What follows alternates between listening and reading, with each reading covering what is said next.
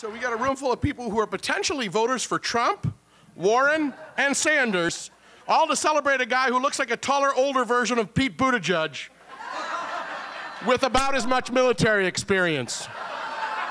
Your most steady job was pushing Monster energy drinks on impressionable youth. And let's face it, the only pussy you get is Halen, your cat. The guy has as much luck with women as testicles. I did mention earlier, he chews on his own toenails. But he doesn't take the time to suck his own dick. Unless he's posting on Facebook. BJ's family is here, both his mom and his dad. His dad, I've gotten to know him a little bit over the years.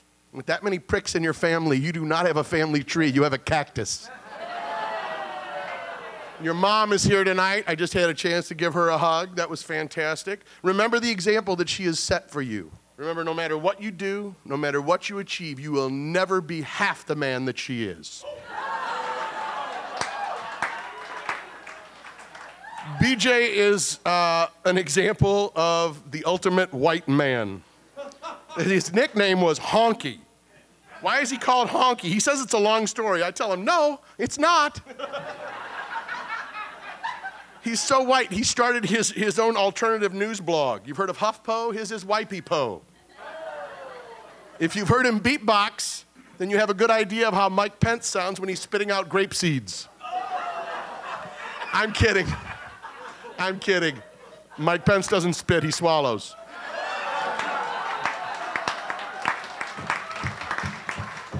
By the way, BJ killed Epstein. Okay, Google. What is the best male quality that females find most attractive?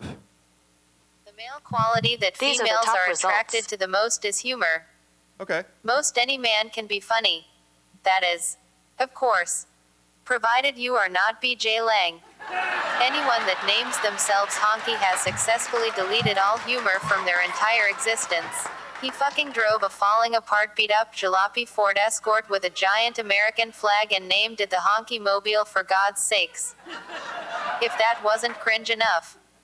He then had the audacity to show random women on the street oversized flashcards that read things like, show boobs. Hashtag me too. I am a robot devoid of all humor and even I know that's not funny. It's just sad. On an unrelated note, my response just lasted longer than he ever has in bed. That is all. Goodbye. Love you, BJ. Bye. BJ is a 2-time testicular cancer survivor.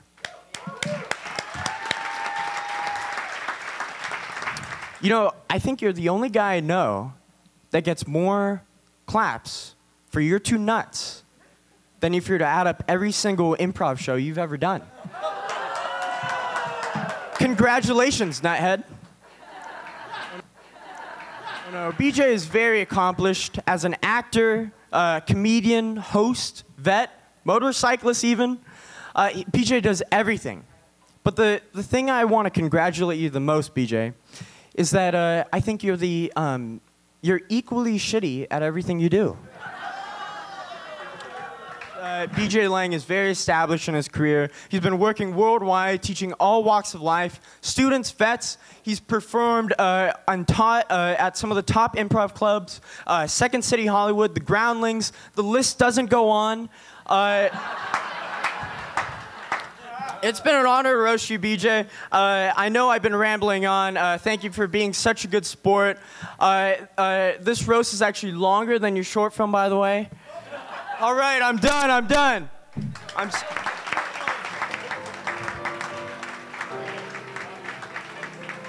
That was a good first effort, Noah. BJ taught you comedy and it shows. BJ, I'm afraid it's your turn in the spotlight of my compliments. BJ is handsome. He's funny. He's got a cleft chin. He's brave. Come on, the guy's a soldier, all right? How about you can give rounds of applause. These are good things. Good things. That's enough. He's not that great. Let's break the... He's an airman. Do you even know where you are right now? What did I say? He's in the armed forces. All right. So fucked right now. You don't even know. You'll get yours, homeless man.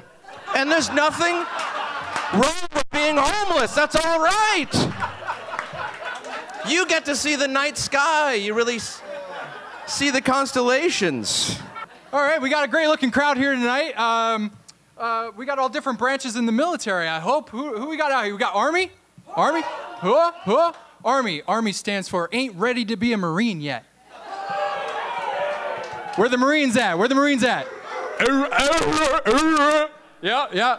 Uncle Sam's Misguided Children. That's what USMC stands for. Uncle Sam's Misguided Children. How about Air Force? We got Air Force? Little zoomies. Yeah. We call them Chair Force. You're either flying a jet or you're flying a chair. Good job, BJ. Yeah. You know, when I got out of the military, I moved out here to be an actor, and my parents supported me, but they told me not to do any porn. First time I met BJ, I actually made out with him on set. And that got me my SAG card. This is a true story. You know, it technically wasn't porn, but I'll never forget my first BJ on camera. Sorry, Mom. This is BJ's dad's first time to LA in 10 years, right? In over a decade, right? And you would think, how could his dad miss all those amazing memories? Like, you know, BJ's first recurring role on a big TV series, him commanding the stage in a big comedy show in Hollywood, BJ proposing to the woman of his dreams. Because that shit never happened. Yeah, fuck. Don't worry, BJ. My parents still think I live in New York. First, I want to thank Hollywood Boulevard Jim Carrey for joining us tonight.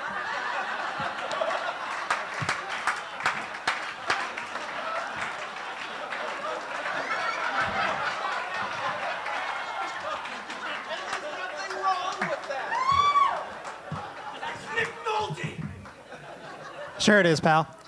I've already been up here for a minute. Already I'm having a ball. I know you are, BJ. It's interesting, though, because we all know BJ. We all know all the good things he does. We all know he does all the Wounded Warrior. He does all the charity events. He teaches kids. He teaches veterans. He does so much stuff and always tries to make as much time as he can for improv shows. And I got to tell you, there are countless times I'll be at the improv theater. He arrives, and he's like, Josh, I'm just so tired. Between the medication and running around and doing all these things and the travel and the jet lag, I'm just exhausted. You're going to have to carry this show. BJ, I can tell you from the bottom of my heart, anyone who has ever seen us perform knows I always carry the fucking show. BJ is honestly one of the nicest people I know. Like, serial killer nice. Like, this may seem like a joke because I'm up here on stage telling jokes, but I've known him for 9 years, and I'm still unsure if he is or isn't a serial killer. Knock, knock. BJ's ball sack. Now, the real question is, why did you knock twice?